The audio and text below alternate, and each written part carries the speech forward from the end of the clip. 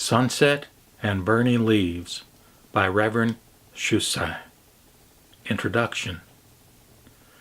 With my old bamboo rake, I sweep up the leaves that have fallen from the trees all around, some singly, some in pairs, and some like swirls of snow they have come down, released by autumn's chill. Now I have a great pile of leaves of different shapes and hues.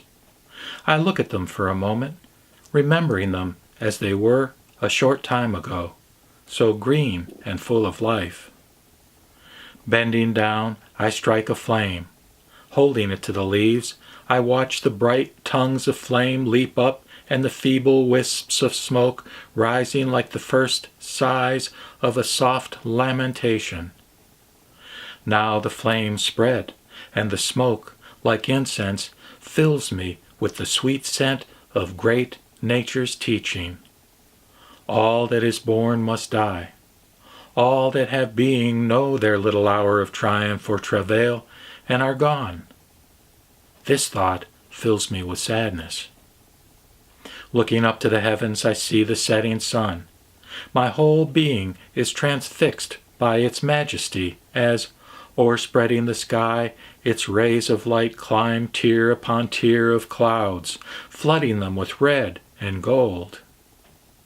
Now I know a new thing, and with this knowledge comes joy, for I feel that when the leaves have been consumed, the sunset will yet remain, and that sunset is one in essence with the leaves.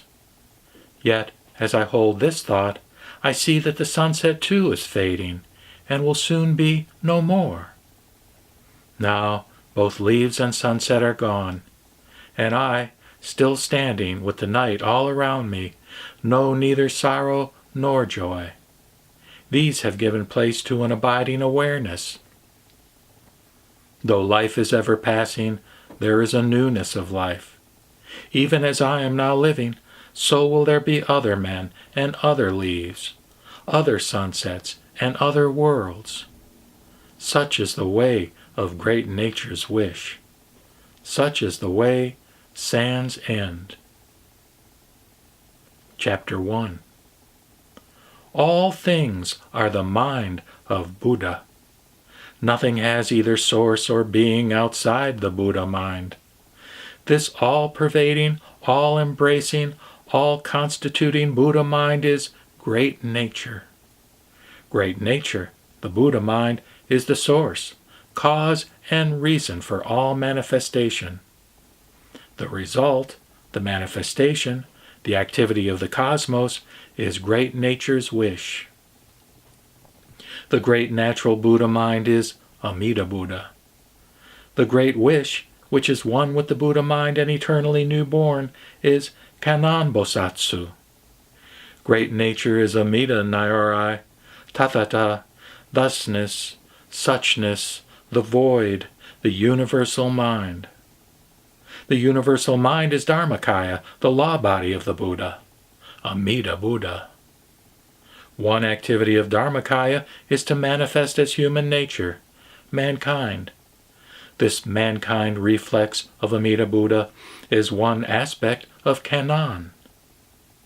The Nirmanakaya, or transformation body of Buddha, is the particular human being. The Nirmanakaya is a single manifestation of the Dharmakaya, yet is in no way an entity unto itself, being eternally and totally one with all things through the law of dependent origination. The human mind is one with the mind of Buddha, there being no difference or separation between them. The Sambhogakaya, or bliss body of Buddha, is humankind's natural ability to realize, to be aware of great nature and its perfect, unceasing activity with which he or she is one. The Sambhogakaya is the activity of Dharmakaya in the mind of man. It is the wisdom mirror of the mind into which one can look and see oneself reflected as Buddha. The reflection is not a figment, rather it is picturing in the mind's eye of a cosmic principle. It is man as he truly is. Man's realization of truth his recognition of Sambhogakaya can be said to constitute a Amida awakening to himself. It is Tathata reflecting Tathata. Tathata as Tathagata. Sakyamuni, before his enlightenment, was altogether Tathata, or thusness, or suchness. But not until the perfect realization awareness of Tathata arose within him did he become a Tathagata, a Buddha, one who has realized the truth of thusness. Gautama Siddhartha shared in the infinite life of Amida Buddha and was one with Amida Buddha, but because he was not aware of these facts, he was, relatively speaking, mortal. He was doomed to worldly rounds of many births and deaths through the ongoing process of reincarnation. Through the enlightenment, however, came the awareness of true immortality and the nature thereof. Gautama died long ago, but Buddha lives even unto eternity. The person who does not awaken to Buddha will live out his life as a bundle of concepts and the activity to which these concepts give rise. He will thus remain mortal in life and in death. Such a person cannot be said to have infinite life because he is unable to see himself as one with all life, which is to be one with Amida Buddha. Such a person is mortal because he views himself as separate and apart from all else, and he thinks of his death either as the total end of his circumstances or as the beginning of a new set of circumstances, which will again be separate and apart and peculiar to himself alone. It is said that the person who realizes the Great Awakening dies instantly unto himself, and a Buddha is born in his place in the very next instant. Relatively, this explanation is valid. Ultimately, however, there is neither the death nor birth of anything, because the Buddha mind consists of all things, both, quote, bad and, quote, good. Ultimately, there is no reason for anything to be different from the way that it is.